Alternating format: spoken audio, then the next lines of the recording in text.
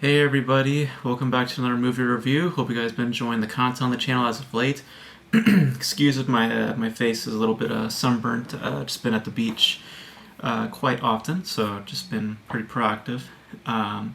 As well as doing a couple of reviews on the channel. So hope you guys been enjoying the just the level of content as of late. But just keeping the ball rolling, we're entering our next review, which that film being Nimona, which is excuse me real quick, I just forgot who directed the film. Let me look it up real quick here. Directed by Nick Brono and Troy Keane. I'm not sure what their work is. They did Spies in Disguise at Blue Sky Studios that had Will Smith and Tom Holland. Story is of it's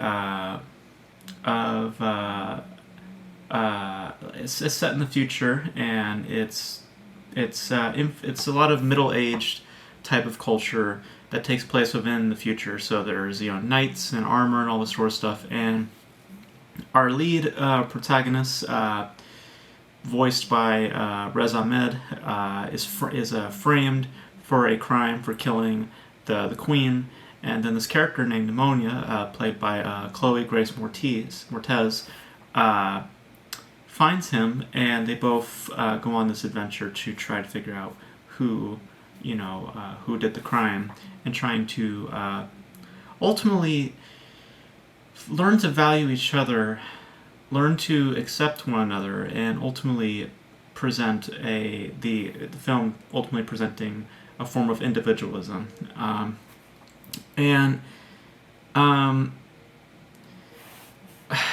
So the initial impression of it was cautious. I will say, like the first 10 or so minutes, I was a little bit cautious. I honestly found it a little bit welcoming. But then, when our title character became,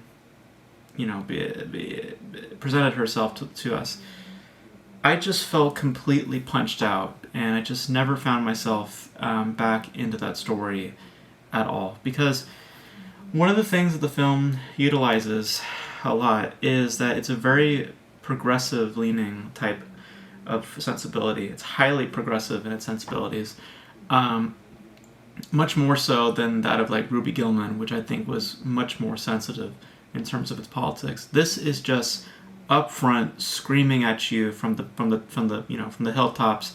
We have our lead character Rez Ahmed, who is gay. We have Nimona, who is basically non-binary. There's a whole bunch of allegories and stuff like that towards certain agendas and politics within the realm of being a progressive. The idea of, we're being oppressed, or this and that, very, very strong left wing type piece. And because of that being the center of Nimona, what you get from the film is not a story that has a consistent flow. What you get is something that is extremely manipulative in design, because the film wants you to believe that Nimona is a purposeful character. The film wants you to believe that the idea of Nimona is filled with light, filled with color and expression, and that she's someone to value as a person, as an individual. I can tell you from watching the film that I found her to be, one, completely annoying, for another, very hollow, and for another, unwanted energy. She is a highly energized, as is the film, a highly energized character that immediately forces you to be, one, disinterested, and two, questioning in what she's doing. At one point, the film, it does the contrivance of we're gonna have the falling down period, and where the characters, split off and everything like that. But what Rez Ahmed says at that point, saying that she is this and all this stuff, minus the fact that when she said she's a monster, because I don't believe that about these particular individuals. I don't believe that sort of thing. But the part of you're being manipulative, you're forcing me to do things, you're destroying everything, that is absolute truth. Because every time, the moment that Nimona comes on screen and she collaborates with this character, she is twisting everything in for her favor.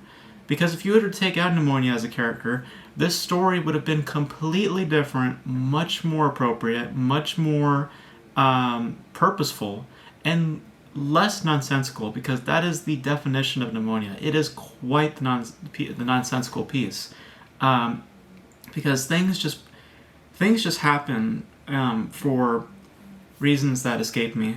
Because, like I said, I just felt so punched out of it. The performances are just pretty dull, one-dimensional type stuff. The animation is okay. I wouldn't call it anything that remarkable. Fairly generic stuff. But by design, it is extremely manipulative, like emotionally manipulative. And if you were able to pick up on that, you just get something that is just so nonsensical and so progressive, driving a certain agenda so hard down your throat. She is not a superhero. This character is not a superhero. This character has all the power, has all this and that, and I get what they're doing politically, and it just is not earnest. It doesn't feel appropriate. It doesn't feel, and just to be clear, it's not just because of where I lean politically, but because I also don't think that some of the depictions on screen, certain things, like with a gay couple and stuff like that, I don't personally think that that's appropriate for what is being billed as a kids feature. I think that that's a bit inappropriate, but that's just me. But it's just the overall tone, the overall presentation, the overall optics. There is just something of a nonsensical feel to it all. There's not much of a consistency, because the story is not on a line of consistency. It is twisting everything in favor of a certain agenda, and that to me is something that I felt was very, I wouldn't say inappropriate, but it just felt just so like annoying. Like, I was getting a headache watching it. I had to pause it multiple times because it's a film that just, like,